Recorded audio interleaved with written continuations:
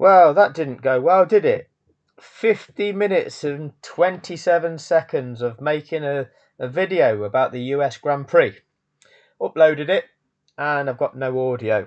I'd made a human error. I hadn't changed the settings when recording the audio from the Grand Prix itself.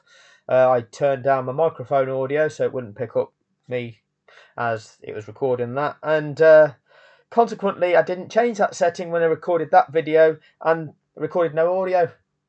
A human error, which I'm now correcting and will be published within an hour of that. It's amazing how long it takes to correct a genuine human error, one that hasn't been contrived. Anyway, what was I talking about? I was talking about some of the things in the US Grand Prix. Prior to doing so, I was just making a point about the previous video. Because the previous video, let me just go back to the previous videos and show you a comment that I saw on the previous videos. Now, people will go, oh, those are there. The comments on this one were people that have said there's no audio. I hope, in fact, let me just make sure I've done this. So I'm going to do this now. I thought I'd done this, and visibility, private. I didn't hit save, that's why. So that now nobody's going to get notified of that, but the comments that I got were all saying no audio, so apologies for that. So when I go back to the previous video, I'm just going to pick up on a comment from that before I get into the analysis of the Grand Prix. And if we look at this one here, Mercedes are taking us for fools, and if you've not seen that, it might be worth watching that. Oh, there's an animal. Anyway, there's a comment on here, and when I did it on the first time round, oh, there it is. Look, there it is. It's a comment that says that didn't aged well. Okay, that didn't aged well. Okay, maybe English is your second language, but it made you laugh so much that tears were rolling down your face. Did you not understand the video, Colin? Okay, Colin here didn't understand the video because he thinks that video didn't aged well. Now, the thing is, that video, if you actually look at all the videos ahead of that US Grand Prix that you've just witnessed, this one here, for those of you that understood it, will realise that that is the video that will have aged the best out of every single video out there. But Colin didn't understand that, because what this video is saying, that the Mercedes team did not give Lewis Hamilton a fair crack of the whip by doing what it did. Ahead of the Grand Prix, we've got a sprint weekend, so we've done one practice session. They've then gone into sprint qualifying, whereby Hamilton has qualified 7th. They've done the sprint race. There's problems with the sprint race. He's got this faulty wheel bearing. They're saying that, oh, the car's not handling well during that sprint race, and they've had to make wholesale changes to the setup. And then we go into qualifying for the Grand Prix. And once qualifying's over, you go into parc fermé conditions and can't make changes to your car. During qualifying, we've got Q1, Q2, Q3. Hamilton didn't make it out of Q1. Q1 is an 18-minute window where you can get your car on track and try to set the optimum lap time to get you into Q2. But it's also 18 minutes where if you've adjusted your setup, if you've had to make wholesale changes to your car, you get your car on the track and you get a feel for what your car's doing, and then you can know what adjustments to make. Mercedes sat there for 5.5 minutes of that qualifying session without getting Hamilton out of the garage to get him on the track to go, how does that car feel, Lewis? How does that feel for you? Does that feel like it's giving you the handling feedback that you need to be able to properly race that car at speeds of 200 miles an hour and contest and compete in a sporting event? You know, is that car going to feel like it's something you're going to be okay with and have a chance of competing with, Lewis?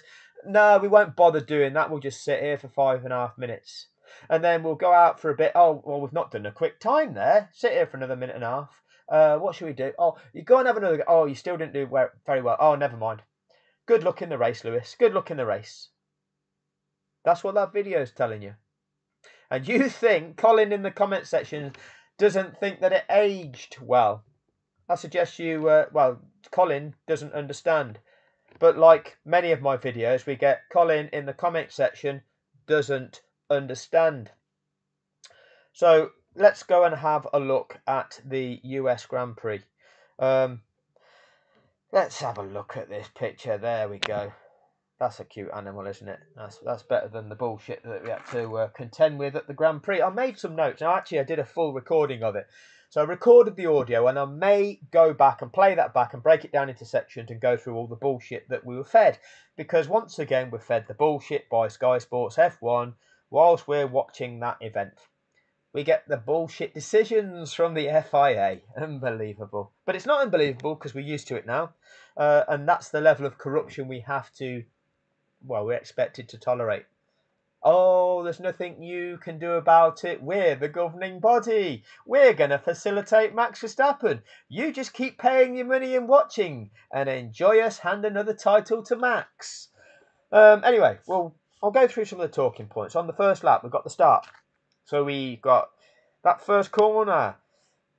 Max Verstappen sends it. Doesn't like braking to enter a corner. No, he'll stay on the gas and he'll make sure he runs the other car out of track room.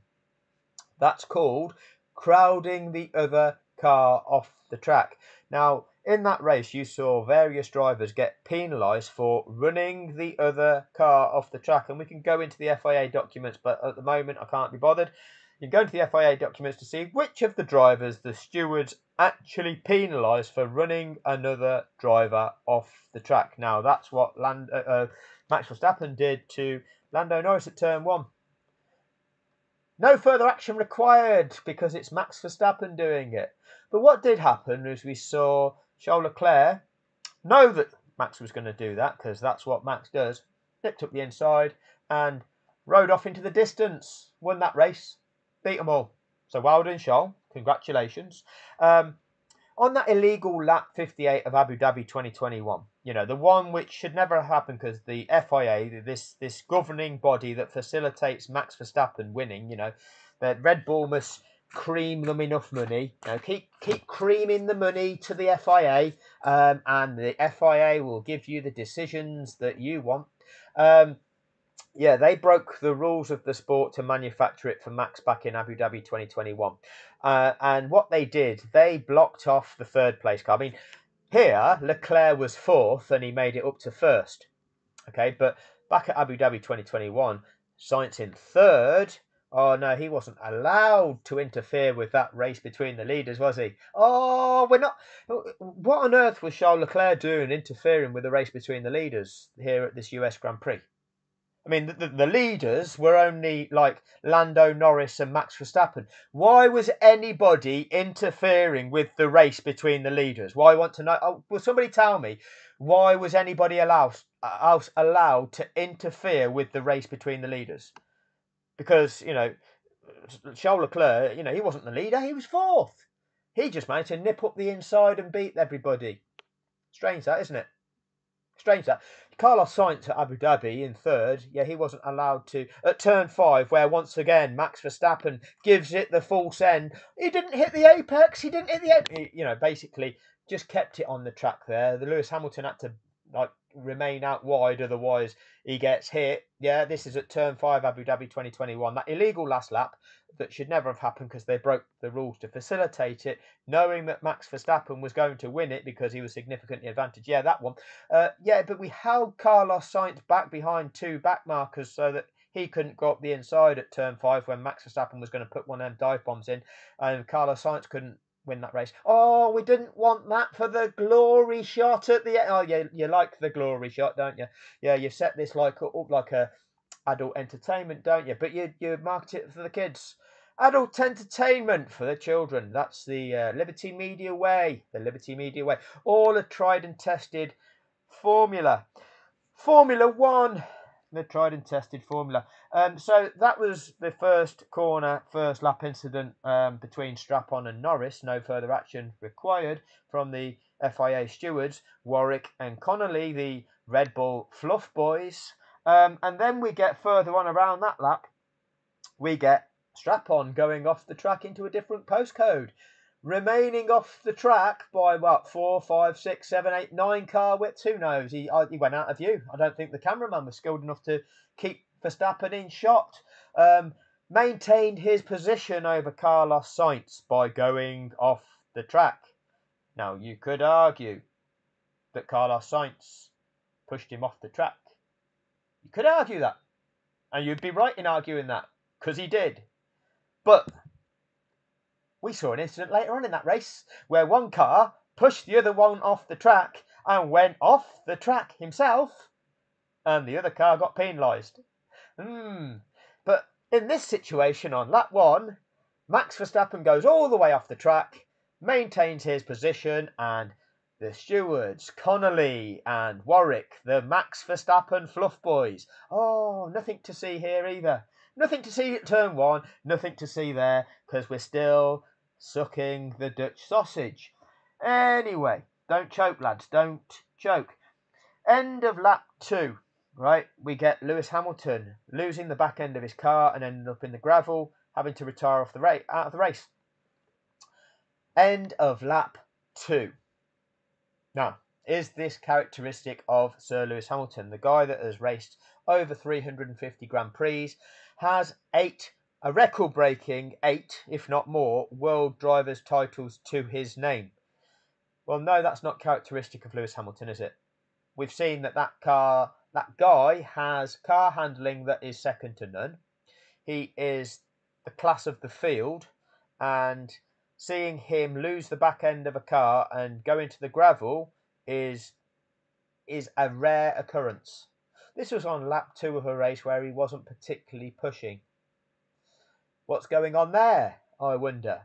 How about we go back to this video here, the one that didn't age well, according to Colin in the comments section, and have a look what might be the cause of Lewis Hamilton losing the back end of his car, not being put in the best possible situation to try and contest a Grand Prix. His team taking an absolutely diabolical approach to that event, treating that event with contempt, treating the fans of the sport with contempt. Look how many hundreds of thousand people went to that event today, watched that event from the stands, and were absolutely gutted when they saw Lewis Hamilton go into the gravel. They spent God knows how much money going to try to watch something where they would see their idol contest and hopefully compete and hopefully do well in a sporting event. And Lewis Hamilton wasn't even set up with any chance of success because his team treated him like shit. His team's approach to a Grand Prix, the lack of professionalism, the absolute contempt for the contest, for the competition, for the fans of the competition, for their competitor, was absolutely diabolical. You've done a massive setup change, or so you tell us you have. You are experiencing problems with the handling of the car. You massively change the setup, and then what do? You don't go and test that out, do you? You don't utilise the time available to you to go and refine that, to test it out, to see if it's made the required changes to that vehicle to make it handle in a manner that's going to give you the chance in an event. No, you've just sat there in the pits for 5.5 minutes and done fuck all. That is the level of you, Mercedes-Benz, under Toto Wolff, under the existing management structure at Mercedes-Benz. That is their approach to this sport. That is the contempt that they're treating us with as fans of the sport. You're truly disgusting, Mercedes. So we got Lewis Hamilton losing it at the end of lap 2, out of the race. Disappointing for those of us who are his fans. However, it's not the end of the race. We carry on watching and we see safety car. What's going to happen now? Nobody knows. It's a safety car, and this would all be different on a wet day in Belgium, wouldn't it? But what does it take? Well, it takes until the start of lap 6 until racing resumes. So because Hamilton is at the end of his lap 2 when he crashes off the track, okay, loses it and spins off the track. The leaders have begun lap 3. The safety car can't get out onto track ahead of them leaders, okay, because of the timings of this. So whilst the initial section of lap 3 might be racing, certainly the final sector of the third lap is under yellow conditions, so there's definitely no overtaking there. And the safety car then picks up those cars. So you can essentially say from the moment that Hamilton crashed at the end of lap 2, lap 3, 4 and 5 are lost from racing due to a safety incident. That being a car in the gravel creates a safety incident, and 3 laps of racing are lost from that race. Safety car deployed to deal with a safety incident. What was the nature of that safety incident? Well, a car had lost control and gone into the gravel.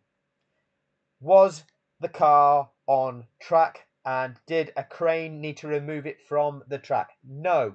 Was there any debris on the track? No. Did that car catch fire?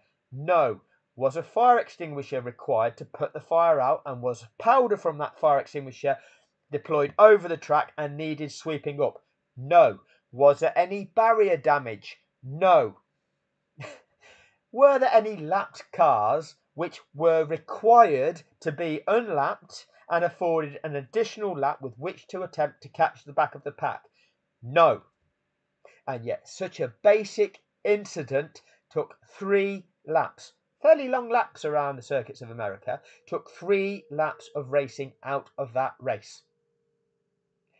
In Abu Dhabi, 4.4 laps of a shorter racetrack, I believe, was all it took to deal with a car that had crashed on track, creating an obstacle on track, with debris strewn over the track, with a fire to put out, with a fire extinguisher deployed, with powder on the track, with a crash barrier that needed to be checked to ensure that it could still perform the same role should another car crash at the same point, with lapped cars that needed to be released and a mandatory safety car lap performed prior to racing resumed. Because what happens when the safety car is deployed, everybody? We saw it today, didn't we? Oh, racing is neutralised for every competitor. That means all of the previously built up advantages get wiped out between every competitor, and we end up with all of the cars in a snake first down to the last running competitor, all in the correct race order, nose to tail, and then the safety car can be called in and we can go racing again. And funnily enough, that regulation that nobody knows because it's so complex, 48.12 back in 2021, they've changed the number now, but 48.12 back then, oh, that recreates that situation when cars have been lapped. But nobody understands it. You know, all of these professionals working in the sport pretend they don't know the regulations. And we could just freestyle that in Abu Dhabi 2021. But don't you worry your little heads. We'll commit the fraud and we'll make the money and we'll just lie to you and we'll use the media to lie to you. That's the mechanics of the corruption. That's what goes on there. But this is what we saw here. 3 laps lost. But 4.4 laps got all that done in Abu Dhabi 2021 when they corruptly and illegally restarted that race. Anyway, this isn't about Abu Dhabi, this is about the US Grand Prix. The bullshit that we saw today.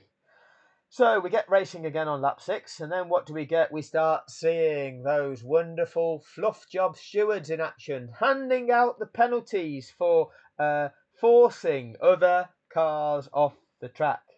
So we got incidents such as Stroll and Albon being reported. What else do we get? What have I written down there?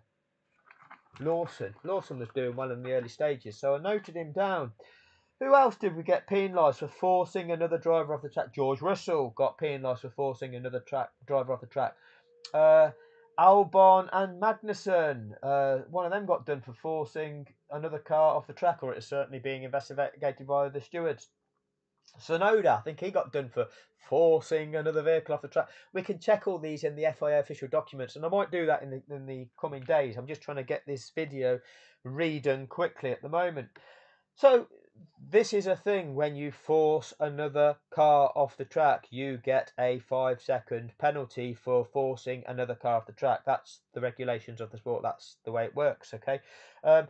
But not if you're Max Verstappen. You don't get a penalty for that. In fact, it's the other guy's fault, isn't it? It's the other guy that's committed the infringement when Max forces you off the track. Yeah, it's their fault.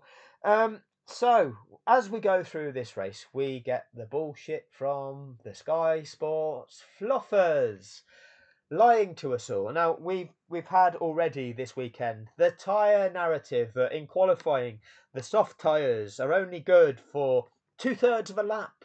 You have to go on your out lap to warm them up, as if you're driving to the shops. But actually, warming them up's not that important, because it's actually better to sit in the pit lane for 2 minutes, getting them cool and lowering the pressures.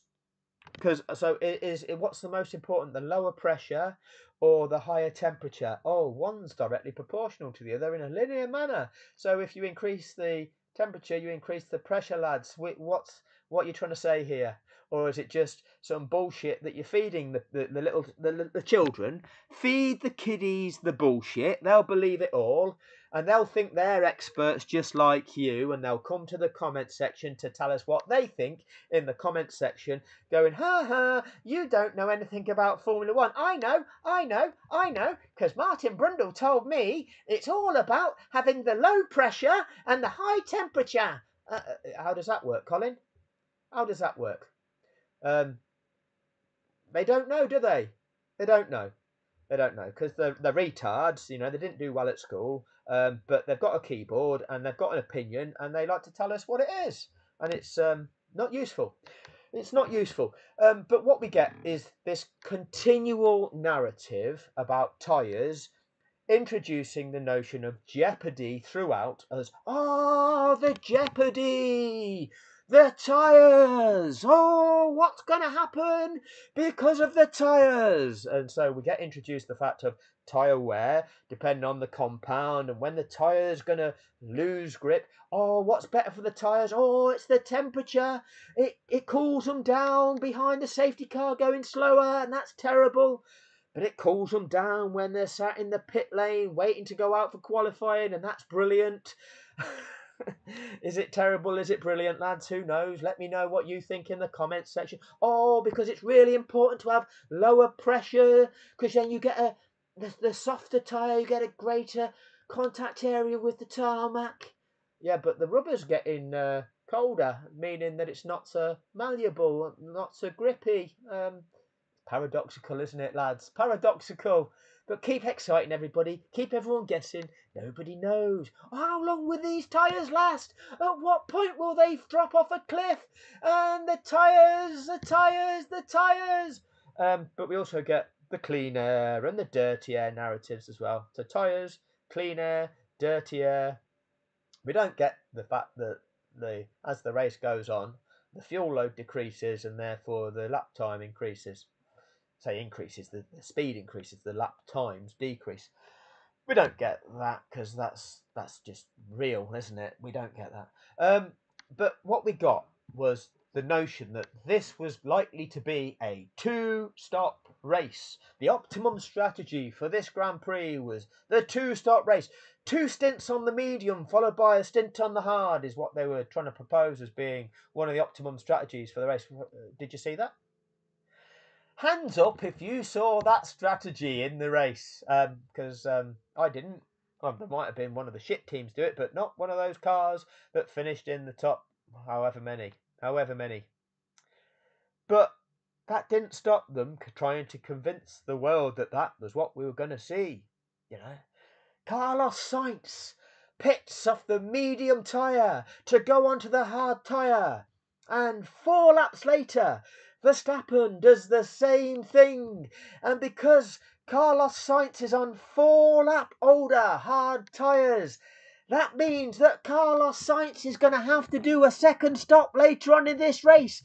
And is that going to play into the hands of Max Verstappen? What, 4 extra laps on a set of hard compound tyres? You think I'm going to fall for that bullshit, do you? No, the strap-on fanboy will. They'll be hanging on your every word. The tyres! Yeah, can you not see what's going on here? We saw a sprint race yesterday where they did 19 laps on the medium tyre. They set the fastest lap of the sprint race on the last lap of the sprint race, indicating clearly there was still life in those tyres. They've now started this race on 100 kilograms of fuel, and we've got the evidence of what took place in that race. The cars that started that race on the hard tyres, and I'll give you a list here: Lawson, Colapinto, Russell started that race. There might have been more, but I'm going to use these three as an example. Started this race on the hard compounded tyre. Lawson got to lap 37, Colapinto about 39.40, Russell lap 41 of that 56 lap race. So about 40 laps of a 56 lap race they did on the hard compound of tyre, starting on the full fuel load where the tyre wear will be at its highest due to the load that it's carrying. And they got 40 laps out of it. And you're trying to convince us that a car that starts on medium tyres and does 20 laps on medium tyres can't do a further 36 laps on hard tyres when that fuel load is already less and going to be decreasing, hence putting lower load through them tyres. And yet we've got these experts of the sport, Brundle and Crofty, telling us, oh, are we going to see the second pit stop and these on split strategies, and this is going to all come into play later on in this event. Lies, lies, lies. See through the bullshit. Okay, we're getting on lap 34 people in the pits. We cut to Kravitz, we cut to Davison. Oh, those that have been able to run longer, like the two McLarens that have managed to eke this out to make sure they're on the one stopper, as opposed to the Ferraris and the Red Bulls who pitted 10 laps before, who now have to be on a two stopper, do they? Or was it quite obvious to quite a lot of us that that was only ever going to be a one-stopper? But the kiddies, they'll believe you. Yeah, you keep abusing the kiddies that will believe your bullshit. You keep doing that, Sky Sports. Keep lying to arouse the children. Bring the children to climax, Sky Sports, because that's what you do, you abusive fuckers. That is what you do. Okay? Abusing the minds of children by selling your illicit product to children. Lying, corrupt bastards is what you are. Sky Sports F1, selling crack to the kids. So, tyre narrative all the way through. We could quite easily see it was going to be a one-stop race. Easy to see that. 56 laps. You can bang out 20 laps on a set of mediums. Oh, which means you've got to get 36 laps on a set of hards. Oh, we've never seen that before, have we? Oh, yes. Yes, that's what we see all the time, isn't it? Oh, it's going to be a two-stop race. No, it's not. No, it's not. So, we get the cars penalised for running other cars off the track. I did note down Colapinto and I noted down Lawson. Lawson was looking impressive early on. Colapinto was looking impressive in that race. I lost track of where them guys finished in the end, and the reason I lost track of that was that incident between Norris and Verstappen, and then listening to the bullshit afterwards. But a strange situation regarding Colapinto. He's going to be losing his seat because Carlos Sainz is going to be moving to Williams. And in the early parts of this season, Albon looked a decent act, looked a class act in that Williams car relative to Sargent. But since Colapinto's come in and replaced Sargent, then he's the one that looks a class act, making Albon look pretty damn poor, really, by comparison. So it's a bit harsh that Colapinto's going to be the one losing the drive, isn't it? Lots of drivers have come into the sport of Formula One and looked impressive. And Colapinto is one of them. Piastri was another one. And fair play, Lawson looked good today. Behrman has looked decent when he has had the few drives that he has in the sport. This is what we see in the sport of Formula One. We get drivers that come into the sport and they don't need to be hyped up. We can see with our own eyes whether they're any good or not. Max Verstappen, not so much. You see, Max Verstappen earned that nickname, Crashstappen, right from the start of his career. And he earned that nickname through his conduct, through his track record of crashing a lot, either spinning off and crashing or crashing into other competitors. You know, this child fast tracked into the sport as a 12-year-old because daddy was a Formula One driver. So we're going to get his little child and make him a Formula One driver too. We're not going to make him serve his apprenticeship by going through all of the other formulas to learn how to drive, learn the rules of engagement of the sport, learn how to conduct yourself within the sport. No, we're just going to facilitate him and enable him. He's gonna be our great white hope. He's gonna be a white person selected to try to dethrone the brown person. That's what we're going to try and do as the sport of Formula One.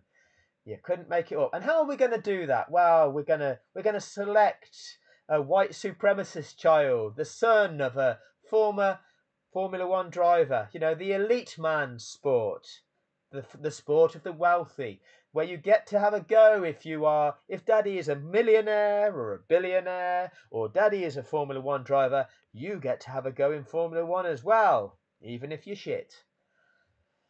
This is the way it works, and this is how they selected Max Verstappen and created this this brat child, this entitled brat child. And the governing body of the sport does everything in its power to facilitate boosting him. And it's attracted the strap-on fanboy. These people that enjoy the entitlement. They think they're entitled to be awarded things. It's not the way it works in life. Many of us have to work for things in life. We have to work hard to accomplish things, against a lot of obstacles, against a lot of barriers that are put in our way. Needless barriers often. Overcoming things such as nepotism, whether your face fits, whether you're one of the favoured few. Yeah, Max is one of the favoured few. Yeah, that gets gifted to Max. Gifted to Max. But, you know, the strap-on entitled fanboy, yeah, you like that, but there's a big world outside your bedroom. Outside of that crusty bedroom of yours, lads, there is a big world out there. And when you actually venture out into it, you'll find that life isn't like that. And life isn't going to work for you in the same way as has for your hero strap-on, okay? Unless daddy is a billionaire or a multimillionaire, or unless daddy is a former professional within the industry, then you're not going to be handed it. You're not going to be handed it on a plate and hero worship for it. That's not the way that life works. The world's going to come as a shock to you, sadly.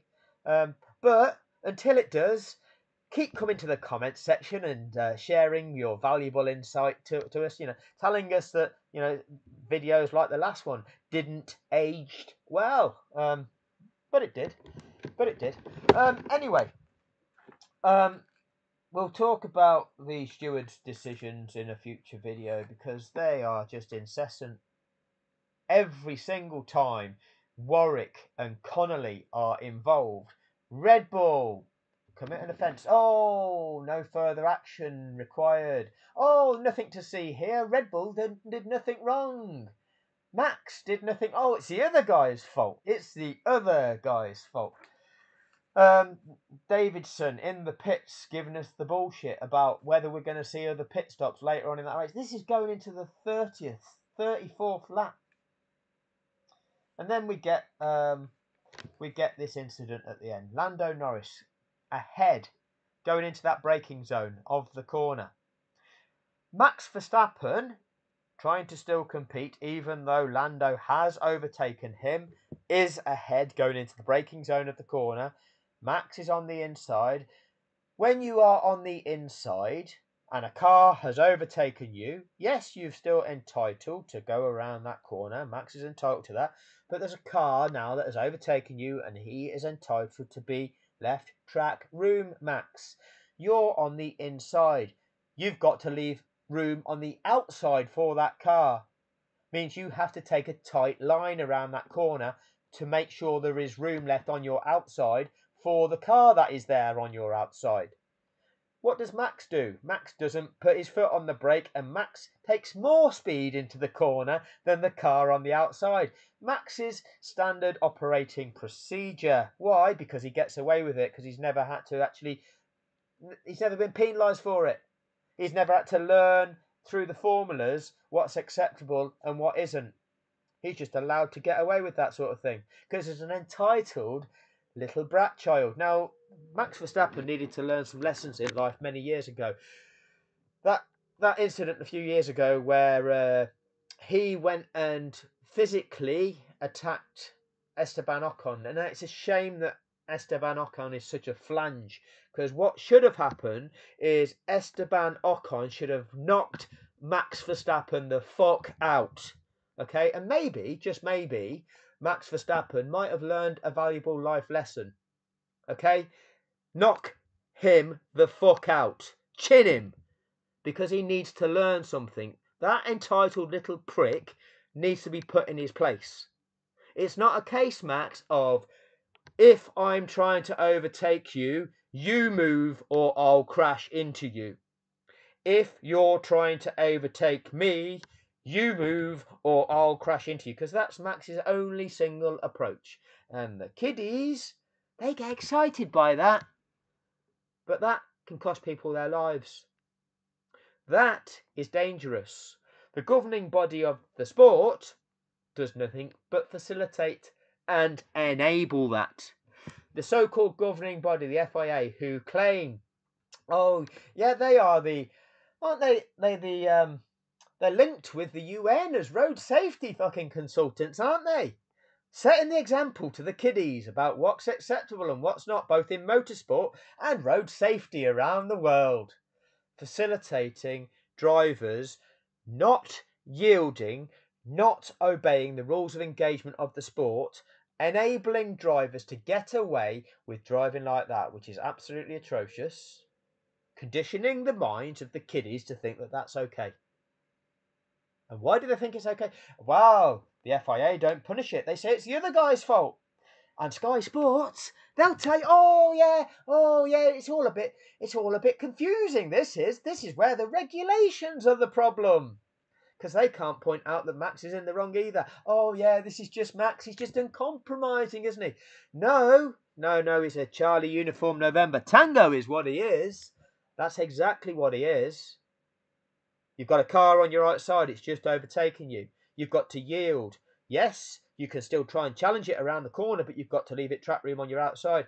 You've got to take a tighter line to do that, which means you've got to decrease your speed. Oh, what do, Max? Oh, you don't decrease your speed and you drive all the way past the apex and off the other side of the track. That is disgusting. That should get you a race ban for itself. For failing to yield when you've lost position. You're willing to risk a collision rather than yield a position. That's disgusting. So not only did Max Verstappen run Lando Norris off the track, meaning that not only did Max put himself in a position where Max was on the track himself, but left Lando Norris no room whatsoever to even have part of his tyre in contact with the track, which is running the other car off the track, which is what the other drivers got a 5-second penalty for. Max Verstappen ran all the way off the track himself. That is truly disgusting. He's carried so much speed into that corner because he will not yield that he's driven off the circuit in trying to defend. That is a penalty. That's both a penalty for maintaining track position by driving off the circuit. It's driving dangerously. It is purposefully driving your opponent off the track. So, you have failed to yield and maintained a position by driving off the track. Well, you didn't maintain it because he still overtook you. But that's an offence. Driving dangerously, that's an offence.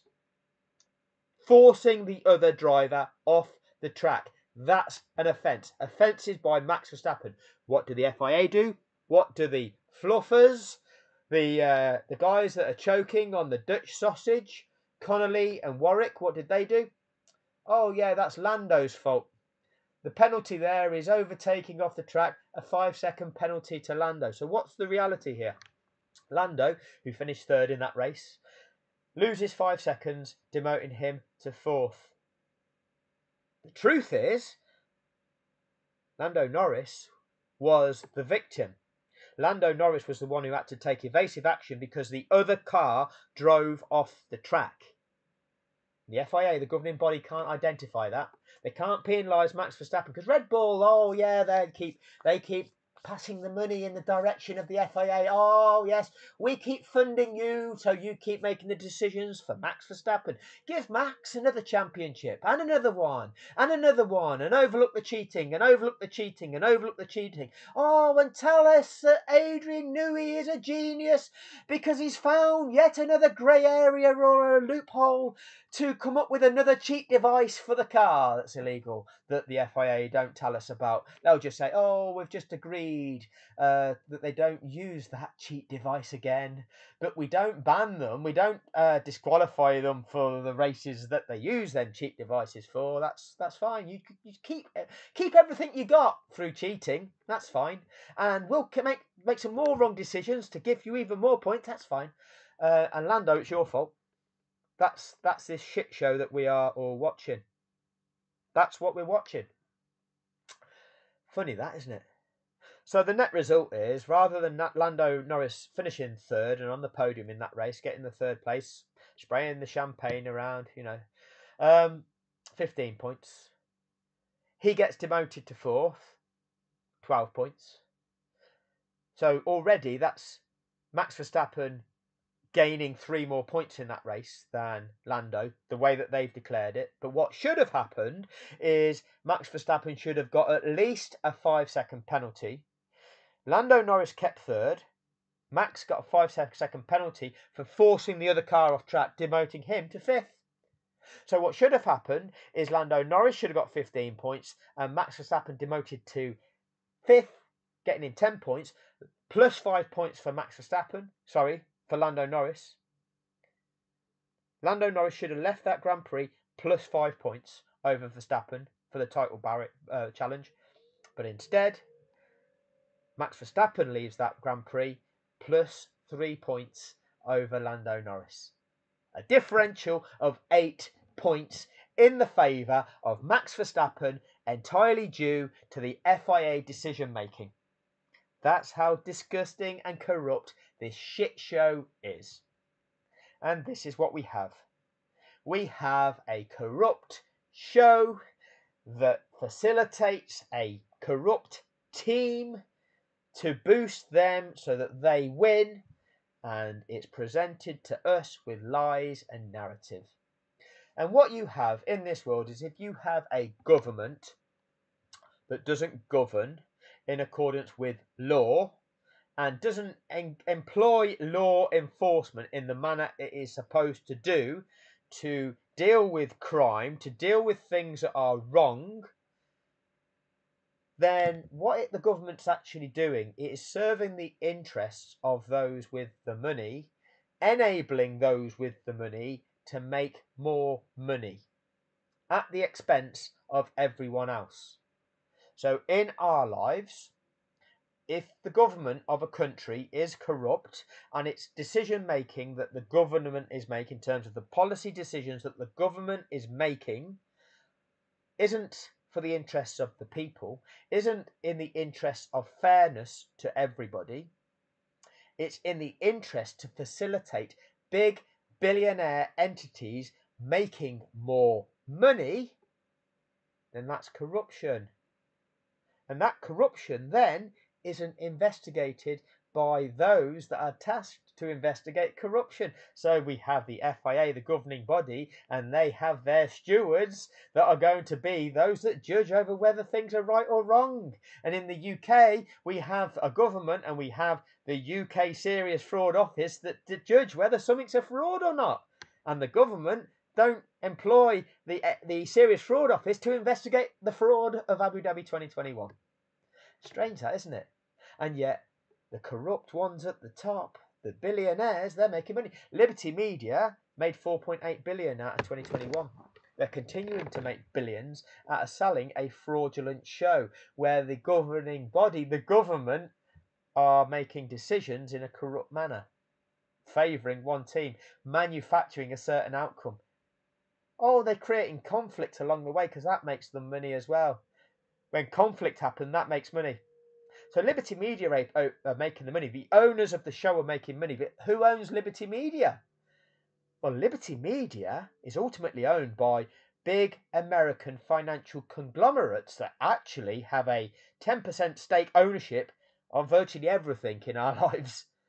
They've got a 10%, the likes of Vanguard and BlackRock, they each own about 10% of Liberty Media.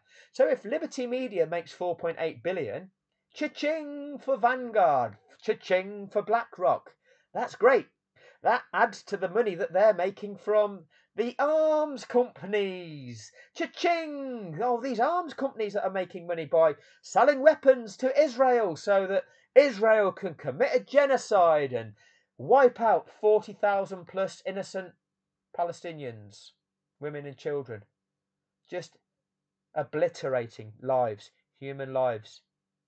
And governments, what? Oh, government just stands by and goes, oh yeah, are the Israelis committing genocide over there? Yeah, I don't know if there's any evidence of anything going on over there. But we'll use our media to say, oh, the Israelis feel that this is valid justification for 1,000 lives being lost. And the Israelis see this as getting even for that by absolutely obliterating 40,000 lives, women and children.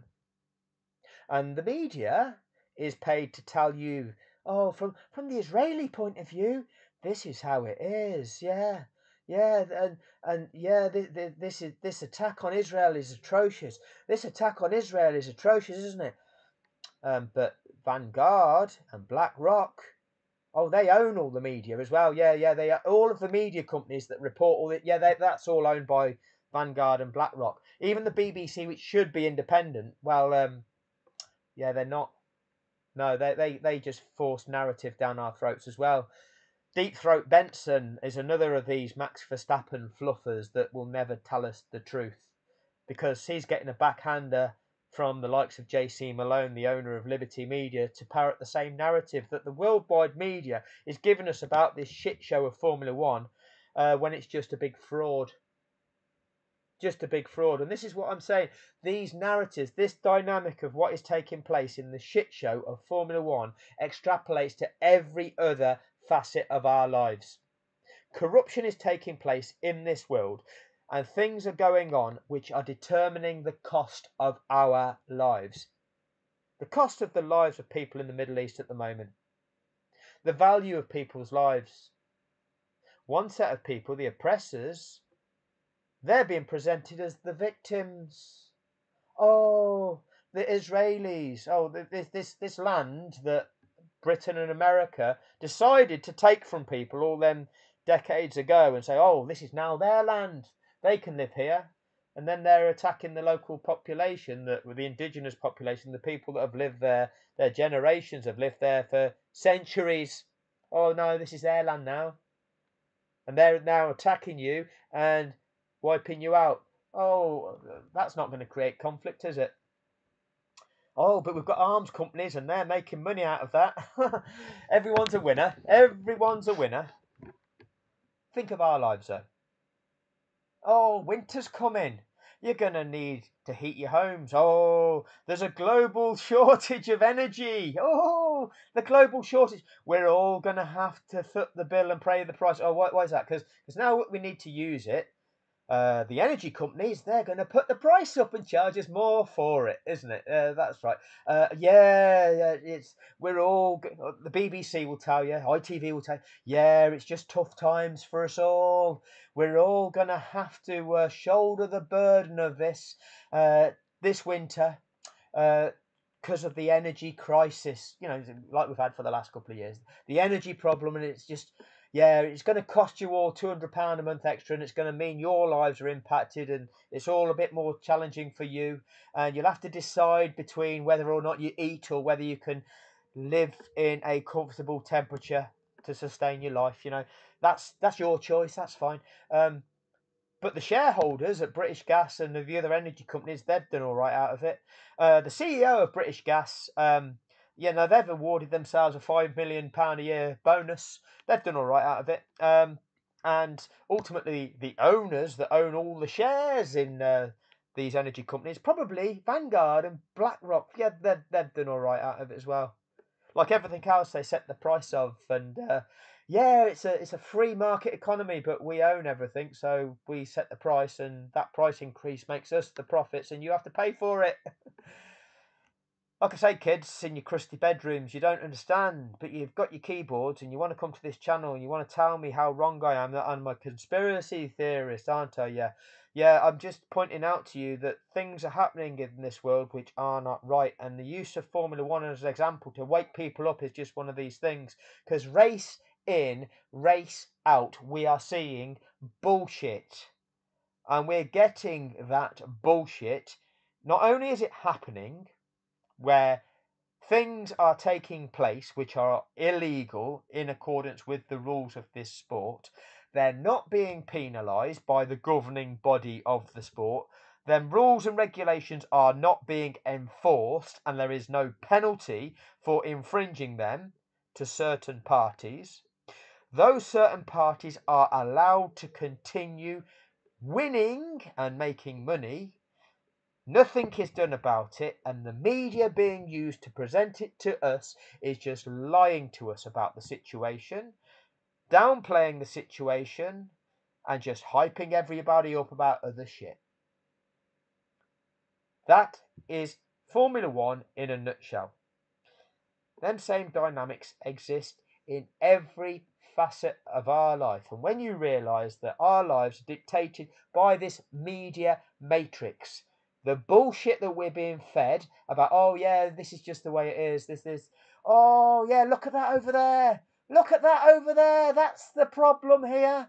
The problem here in America is the tyre wear.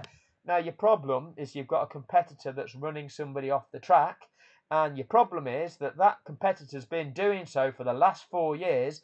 That competitor has been manufactured as being presented as being the best thing in the world for the last 4 years, and it's all a lie. And the world has been conditioned to believe, oh yeah, he's the best in the world, and it's all a manufactured situation. And then same dynamics apply to so many other things. Now, this video is not quite like the first video. They're never going to be, are they? This is the sad thing. That first video was probably better, but sadly, I made a human error. I didn't have the sound recording on. So, my mistake. Sadly. I apologise for that. Who knows how long this one's been. Anyway, that'll do on this one. Like I say, what I might do is the full recording of the Grand Prix that I did. I might go through that just to highlight the bullshit that we're being fed in commentary by Brundle and Crofty. Giving us all the tyre narratives, giving us the notion of, oh, the two stoppers, which never happened. Oh, Lando Norris being able to follow well in the dirty air. Because again, some Grand Prix, it's all about the dirty air and the clean air, isn't it? Oh, the tyres being warm or the tyres being cold. The hard compound tyre, the soft compound tyre. The cars getting the benefit of being sat in the pit lane, letting them tyres go cold for 2 minutes. Benefiting because of the lower pressure. All of the bullshit. So, yeah, I might do a couple of videos about that. But this coming week, I'm going to try and release some more stuff about Abu Dhabi 2021, where there's things that I'm going to show you in video form that I've not done before. There's various things that I can point out, new things that I've discovered, which were, guess what? They were infringements of the regulations that nobody's told you about. You won't have heard about them in the media, because the media won't report the truth. They'll just parrot the narrative that they're being paid to parrot, because they're not going to call out the corruption. Understand that. If the media is owned by Vanguard and BlackRock and they own 10% of everything, they own Liberty Media, 10% of Liberty Media, and Liberty Media made 4.8 billion. Well, what's that? 480 million for Vanguard, 480 million for BlackRock. Cha-ching! Oh, but BlackRock and Vanguard, they own all of the other media as well. Right, all the rest of you media, you're not allowed to call out the fact that Formula One is corrupt, because when you do, Formula One loses money. We don't want to lose that 480 million that we've just creamed out of everybody from Formula One for that fraud. Hence, you don't get to hear the truth. You get the media narrative instead. Oh, and the strap-on fanboy, they like that. They're sat there because they're real racing fans. Yeah, they're sat there right now shuffling their wrists. Real racing fans in their crusty bedrooms, in their motor racing seat, having a lovely time. They've not experienced life yet. But they'll come here and they'll go, oh, Triggered, that hasn't aged well. Or they'll say, oh, he lives rent-free in your head. Now, let's be clear about this. Only 14-year-old wank boys say such a thing. But why are you here, kids? Why are you triggered by somebody exposing something about Formula One? Why are you triggered by somebody exposing fraud? Because I set up this channel to expose a global fraud in a sport. I evidence that global fraud, and you come here with zero evidence but just what you think. Now, I'm not interested in what a 14-year-old child thinks about something a 14-year-old child has zero concept of. Because outside of those crusty four walls of your bedroom, you don't understand this world. Okay, you know the term conspiracy theorist, and you know that you can use that against somebody that you don't like because they're saying things that go against what you like. Okay, but you don't really understand the mechanics of what's really going on, and you don't understand that this will actually impact your life at some point to your detriment. So just being a fanboy all of your life, well, okay, maybe that'll work for your life. But it won't. It really won't. And some of you might wake up in this world, but sadly, many of you won't, because some of you that are the 14-year-old wank boys are actually 50 or 60-year-old men with the minds of a 14-year-old wank boy. Sad, really, but this is the world that we live in. Some will never wake up to the truth and the reality of what's really going on and what's really controlling the things that impact our lives and that limit our lives needlessly. The cost of our lives all being controlled by those with an ownership stake in the things that cost us money to live. And Formula One is just being used as an example of how the mechanics of that situation work. Sadly, for the so-called sportsmen who are part of it, well, their careers are actually being tainted entirely by the dynamic. For many of us, we perceived we were watching authentic sport for years, and we invested our time and an emotion into the sport, feeling it was authentic, and now we're seeing what we're seeing, and we're realizing that actually this is an entire contrivance.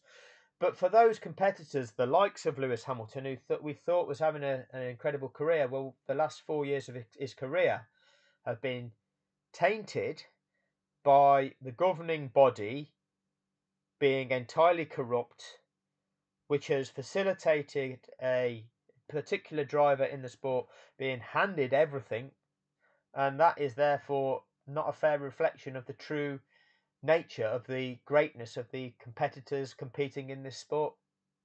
And what will the history books then show? Well, the whole thing is just a sham, isn't it?